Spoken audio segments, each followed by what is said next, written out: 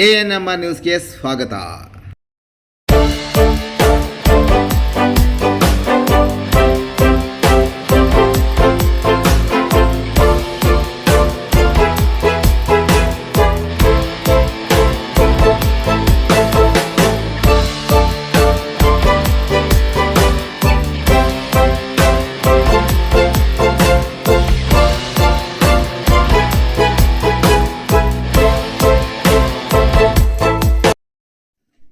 ಕುಂಭಮೇಳದಲ್ಲಿ ನಾಗಾಸಾಧುಗಳನ್ನು ಸಂದರ್ಶಿಸಿದ ಚಿಂತಾಮಣಿಯ ಭಕ್ತರು. ಉತ್ತರ ಪ್ರದೇಶದ ಪ್ರಯಾಗ್ರಾಜ್ನಲ್ಲಿ 144 ವರ್ಷಗಳಿಗೊಮ್ಮೆ ನಡೆಯುವ ಕುಂಭಮೇಳವನ್ನು ಮಹಾಕುಂಭಮೇಳವೆಂದು ಕರೆಯಲಾಗುತ್ತದೆ. ಸದರಿ ಮಹಾಕುಂಭಮೇಳದಲ್ಲಿ ಚಿಂತಾಮಣಿಯ ಹಲವರು ಭಕ್ತರು ಭಾಗಿಯಾಗಿ ಹಲವು ನಾಗಾಸಾಧುಗಳನ್ನು ಸಂದರ್ಶಿಸಿ ಅವರಿಂದ ಆಶೀರ್ವಾದ ಸಹ ಪಡೆದುಕೊಂಡಿದ್ದಾರೆ.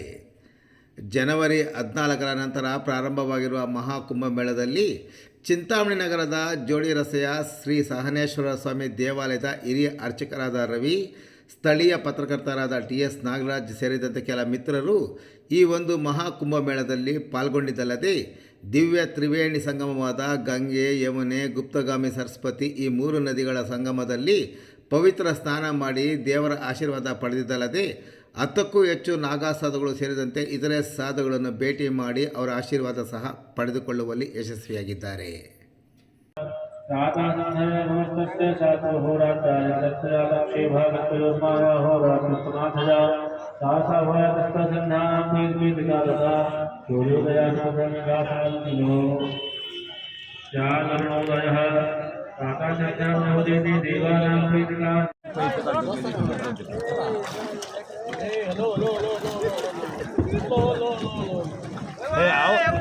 అవుట్ల చేతులు మాత్రం ఇటు పెట్టదండ అంతే.